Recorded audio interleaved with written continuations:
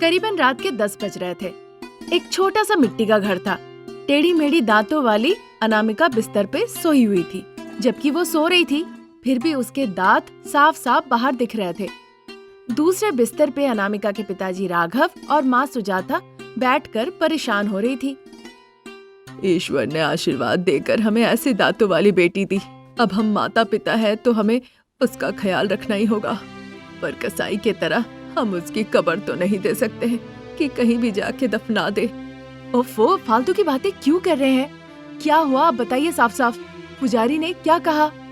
अब वो क्या कहेंगे सुजाता, ऐसी दांतों की वजह से कोई सामने नहीं आ रहा है उससे शादी करने के लिए, और जो आ रहा है वो बहुत ज्यादा दहेज मांग रहा है। हे भगवान, बहुत ज्यादा दहेज मांग रहे हैं क्या? हाँ सुजाता, हम गरीब हैं। हमें लगा था कि लड़की हुई है, हम भाग्यवान हैं, पर उसकी दांतों की वजह से ऐसी समस्या होगी ये न पता था। जब पिता कह रहे थे तो अनामिका सारी बातें सुन लेती है और दुखी होकर रोने लगती है। माता पिता को पता नहीं था, इसीलिए उन्होंने कह दिया। पंडित जी ने कहा क्या कि कोई दूसरा रिश्ता देखकर वो हमें बताएंगे? नहीं सुजाता, उन्होंने कहा कि बुरा मत मानो, पर जब तक तुम्हारी बेटी के दांत ठीक नहीं होते कोई आगे नहीं आ रहा है उससे शादी करने के लिए। चाहे जितना भी पैसे लगे उधार लेके बेटी का ऑपरेशन करवाओ। पर वो तो और भी खतरनाक है ना। अगर हम बिगड़े हुए दांतों को हटा दे तो उसकी आंखें और दिमाग की समस्या हो सकती है। डॉक्टर ने भी ऐसा ही कहा था। हाँ, जान पहचान लोगों को खुश करने के लिए शायद ऐसे ही मुफ्त में ज्ञान दे दिया होगा। जैसे ही राघव ने ऐसा कहा, सुजाता को याद आता है कि शहर में प्रसाद नाम का उसका दोस्त रहता है। वो राघव को ये बात बताती है। प्रसाद की बात सुन के राघव बहुत खुश हो जाते हैं। अच्छा याद दिलाया सुजाता, मैं तो भूल ही गया था। कल मैं शहर जाके कहूँगा उसे आने के लिए। तब तक तुम और बेटी ख्याल रखना। ऐसा कहकर दोनों सो जाते हैं। अगले दिन राघव अपने प्यारे दोस्त प्रसाद से मिलने शहर जाता है। काफी देर दोनों बातचीत करते हैं, फिर दोनों अपने बच्चों की बात करने लगते हैं। थोड़ी देर के बाद प्रसाद अपने बेटे रमेश की बात करते हैं। मेरा भी एक बेटा है, उसका नाम है रमेश। अभी वो शारदा का एड एजेंसी चलाता है। हमेशा काम में ही व्यस्त रहता है। कहता हूँ तो कहता है काम सीखते रहना चाहिए। जब बातें चली रही थी तभी शारदा वहाँ पे चाय लेकर आती है। शारदा राघव को चाय देती है और एक दूसरे को वो नमस्ते करते हैं। चाय पीने के बाद राघव अपने बिगड़े दांतों वाली बेटी के बारे में बताते हैं। क्या कह रहे हैं भाई साहब, आज आपकी वजह से हम यहाँ पर खड़े हैं। हमारी गलती आप अपने सर पे ना लिए होते तो आज हम जेल में होते। सोच ही रहे थे कि आपका उधार कैसे चुकाए। आपने अनामिका के बारे में कहकर अच्छा किया। चाहे उसके दांत खराब हो, दांत ना भी हो, पर अनामिका हमारी घर की ही बहू होगी। ये सुनकर राघव बहुत खुश होकर अपना घर लौट आते हैं। घर लौट के पूरी बात सुजाता और अनामिका को बताते हैं। वो दोनों भी ये सुनकर बहुत खुश होती है। रमेश जब शूटिंग के लिए जा रहा था, माँ ने शादी के बारे में बताया। उसने शादी के लिए मंजूरी दे दी। भले ही माँ की बात अच्छी ना लगी हो, पर माँ का दिल रखने के लिए टेढ़ी दांतों वाली अनामिका से शादी के लिए वो तैयार हो गया। शादी के बाद जब दोनों एक कमरे में अकेले थे तो रमेश उसे देखकर मुंह बना लेता है। तब अनामिका कहती है, मैं देख रही हूँ जब से हमारी शादी हुई है आपने एक बार भी नहीं मुस्कुराया। आपकी शादी हुई है इस बात से आप बिल्कुल खुश नहीं है।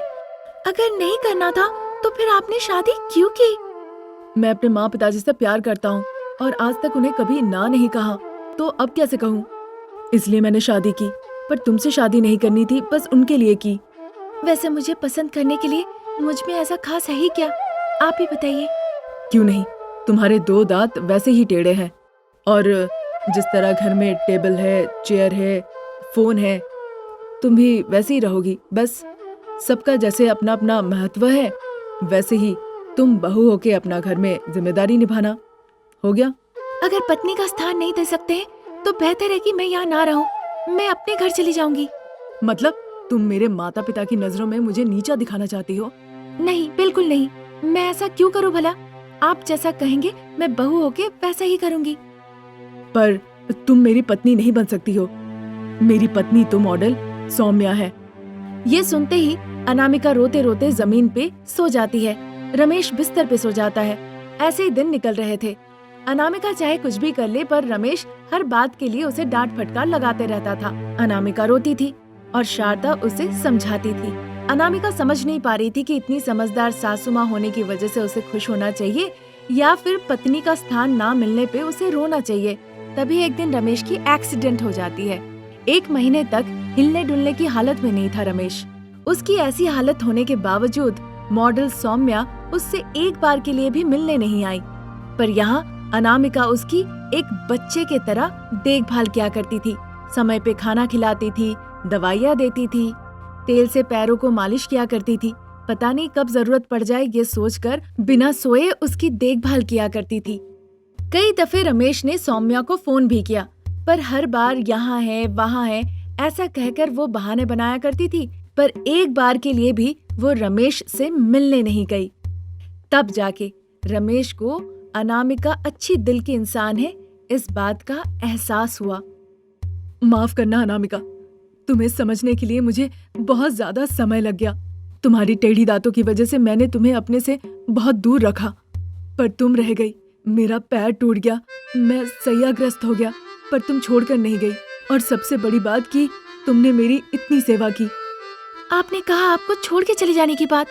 आप कोई ऐसे वैसे इंसान नहीं है, मेरे पति हैं। लोगों को साक्षी रख के, मंत्रों का जाप करके, 7 फेरे लेके, अग्नि को साक्षी मान के, उस दिन से लेके मेरी आखिरी सांस तक मैं आपकी पत्नी ही रहूंगी। आज से तुम इस घर की सिर्फ बहू ही नहीं हो, तुम मेरी पत्नी भी हो। मैं तुम्हें पूर्ण रूप से अपनी पत्नी का स्थान दूंगा। अनामिका बहुत खुश होती है, खाना पकाती है, घर का काम काज करती है और पति के साथ खुशी खुशी जीवन बिताने लगती है। ये स्टोरी अच्छी लगी तो हमारे चैनल को जरूर सब्सक्राइब करें। Thank you for watching. अच्छाई, दया, इंसानियत शारदा और अनामिका सास बहू में तो था ही। उस गांव के हाईवे रास्ते के ऊपर सास बहू का एक बिरयानी होटल था, जहां का बिरयानी बहुत फेमस था। होटल इतना फेमस था कि उस हाईवे के रास्ते से जो भी गुजरता था वो सास बहू के होटल में रुक के बिरयानी खा के ही जाता था। वहाँ की बिरयानी बहुत ही स्वादिष्ट था, इसीलिए फेमस था। इस वजह से सास बहू बहुत पैसे कमाते थे। उस दिन भी सास बहू रात के वक्त अपना होटल बंद करके स्कूटी लेकर घर जाने लगी। अरे बहू रानी, पता नहीं तुम्हें इस होटल का आइडिया कहाँ से मिला, पर इस होटल से हमने कुछ भी कहो बहुत पैसे कमाए। कैसे आया, इससे क्या मतलब? तरकीब अच्छी थी, इसीलिए बिना नुकसान के ये होटल से हमने बहुत पैसे कमाए, और हम साथ में भी तो थे। सब तुम्हारी वजह से है बहू, तुम्हारे हाथों में जादू है। तुम इतना स्वादिष्ट और मनमोहक बिरयानी बनाती हो, जो भी खाए वो वाह वाही कह के ही जाता है। बड़े बड़े रसोइया भी इतना अच्छा नहीं बनाता। बस कीजिए माँ जी, तारीफ करके मुझे झाड़ पे मत चढ़ाइए। मैं चाह रही हूँ कि तुम झाड़ पे चढ़ो, पर तुम तो कह रही हो कि तुम्हें चढ़ना ही नहीं है। ठीक है, सास बहू की बिरयानी का होटल हमेशा ऐसा ही चलता रहे, हम बहुत पैसे कमाते रहे और खुशी खुशी जीवन बिताए। ठीक है सासू माँ, पर सर्विस बॉय किरण 2-3 दिनों से नहीं आ रहा है, उसने कुछ कहा क्या? नहीं तो बहू, पर वो एक दिन पैसे मांग रहा था, मैंने मना कर दिया। पैसे मांग रहा था? कितना? दे देती ना माँ जी, फिर हम उसके तनख्वाह से काट लेते। लाख रुपए मांग रहा था बहू, हम कहाँ से ले आते बताओ? अगर कोई गंभीर मुद्दा होता तो समझते, पर वो भी नहीं था। वो हमसे कुछ छुपा रहा है। वो सीधा है माँ जी, हमसे क्या छुपाएगा? छोड़ने वाली भी बात नहीं है बहू। 10-12 दिन पहले वो मेरे पास आके कहा कि मैडम, अनामिका मैडम से कहिए कि बिरयानी कैसे वो बनाती है मुझे सिखा दे। मैंने उसे सीधा ना कह दिया। उसके बाद वो मेरे पास आया था, मेरा हाथ पैर पकड़ के वो कहने लगा बिरयानी सिखा देने के लिए। मेरे पास कोई उपाय नहीं था तो मैंने उसे सिखा दिया। ये सुनते ही शारदा अचानक से स्कूटी का ब्रेक लगा के वहीं रोक देती है। अनामिका थोड़ी परेशान हो जाती है। क्या हुआ सासू माँ, अचानक से आपने स्कूटी क्यों रोका? ये तुमने क्या कर दिया अनामिका, मेरा दाहिना आँख फड़क रहा है। अरे सासू माँ, आप जो सोच के इतना डर रही है वैसा कुछ नहीं होने वाला है। वो कहाँ और हम कहाँ, चलिए घर चलते हैं, बहुत देर हो चुकी है। अनामिका के ऐसे कहने के बाद शारदा परेशान होके ही स्कूटी चलाने लगती है। गाड़ी चलाने के दौरान वो मनी मन सोचे जा रही थी। 10 मिनट के बाद वो दोनों घर पहुंच जाती है। शारदा गाड़ी बाहर पार्क करके घर के अंदर जाती है। तब तक घर के अंदर बाप बेटा प्रसाद और रमेश डाइनिंग टेबल पे बैठ के बिरयानी खा रहे होते हैं। सास बहू भी जाके बैठ जाती है। फिर चारों मिलके बिरयानी खाने लगती है और उसी के साथ बातचीत भी करने लगते हैं। पर शारदा को इधर बिरयानी खाने में कोई इंटरेस्ट नहीं था। वो अपने कमरे में जाके दरवाजा बंद कर लेती है। फिर रमेश और प्रसाद को जो कुछ हुआ वो अनामिका सब बताती है। फिर शारदा का जो डर था, शारदा के होटल के सामने एक बड़ा सा बिरयानी होटल, किरण बिरयानी होटल के नाम से एक बोर्ड लग गया। फूलों से, रंग बिरंगे बत्तियों से होटल जगमगा रहा था। फिर चश्मा लगा के किरण सास बहू के पास आता है। बड़े मैडम, छोटे मैडम, नमस्ते, अच्छे हैं? मुझे पहचाना? ये सुनकर शारदा मजाक में कहती है, टूथपेस्ट का ऐड देते हो जो क्या मैं तुम्हें याद रखूं, या फिर रातों रात तुम हीरो बन गए? उससे भी ज्यादा मैडम, लगता है आपने मुझे पहचाना नहीं। मैं आपका सर्विस बॉय किरण आपके यहाँ काम करता था। तो मैं क्या करूं? आपका हाथ बहुत शुभ है मैडम, आप ही पहले आके यहाँ बहनी कीजिए। अब शारदा ना जाने के लिए चाहे कितना भी जिद क्यों ना कर ले, शारदा को कैसे भी मना के पहला बिरयानी वो उन्हीं से खरीदवाता है।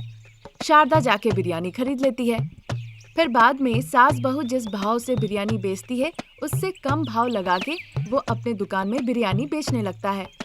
अब जो हाईवे के पैसेंजर्स थे वो स्वादिष्ट सास बहू के बिरयानी खाने के लिए उसके होटल ना जाके किरण के दुकान में जाके कम भाव में स्वादिष्ट बिरयानी खाने लगे। इस तरह किरण का बिरयानी होटल फेमस हो जाता है और सास बहू का होटल ढीला पड़ जाता है। अब चूंकि कस्टमर सास बहू के दुकान में आना बंद कर देते हैं, इस वजह से वो बहुत परेशान हो जाती है। बहू, लगता है बिरयानी होटल बंद करना पड़ेगा। बंद करके भीख मांगेंगे क्या सासू माँ? भीख क्यों मांगेंगे बेटा, हमने बिरयानी होटल से बहुत पैसे कमाए, उससे हम कुछ दूसरा व्यापार शुरू कर सकते हैं। हमें कुछ अच्छा व्यापार करना चाहिए जो हम जानते हैं। जो हम नहीं जानते हैं वो करने से नुकसान होगा। और बड़े भी कहते हैं रास्ता खो जाने पे हमें खुद का रास्ता खुद ही ढूंढना चाहिए। तो तुम क्या कहना चाहती हो? बम लगा के किरण का दुकान उड़ा दोगी या गुंडा बुला के किरण को पिटवाओगी? अरे सासू माँ, मैं ऐसा क्यों करने जाऊँ? उसने मुझसे रेसिपी चोरी करके अपना खुद का होटल खोल लिया। अब मैं सोच रही हूँ मिक्स्ड बिरयानी बनाने का माँ। अब चूंकि वो हमारे साथ है नहीं तो किसी भी हालत में वो रेसिपी चोरी भी नहीं कर सकता और चाहे कितनी भी कोशिश कर ले वो मेरे तरह स्वादिष्ट नहीं बना सकता। ठीक है बहू रानी, मुझे तुम पे पूरा भरोसा है। जो बनाओगी अच्छा ही बनेगा। तुम चाहे कुछ भी करो, पूरा सपोर्ट तुम्हारे साथ है। इस तरह कहती है। अगले दिन से ही सास बहू का होटल का नाम बदल के मिक्स्ड बिरयानी होटल के नाम में बदल जाता है। अनामिका फिर बाहर खड़े होकर, बिरयानी आशिकों को सास बहू का मिक्स्ड बिरयानी होटल में बहुत बहुत स्वागत है। चिकन, मटन, फिश सभी को मिला के गर्मा गर्म मिक्स्ड बिरयानी कम भाव में हाजिर है। आइए बाबू आइए, पहले स्वाद चखिए, उसके बाद पैसे दीजिए। आइए बाबू आइए, अनामिका कहती है। कस्टमर्स जो वहाँ से जा रहे थे अनामिका की आवाज सुन के मिक्स बिरयानी खाने के लिए उसके दुकान में जाने लगते हैं। फिर से सास बहू का बिरयानी होटल लोगों से भर उठा और किरण का बिरयानी होटल खाली पड़ गया। सर पे गमछी रख के अब किरण चिंता में पड़ गया और सास बहू मिक्स बिरयानी बेचकर अपना दुकान फिर से खड़ा कर लिया।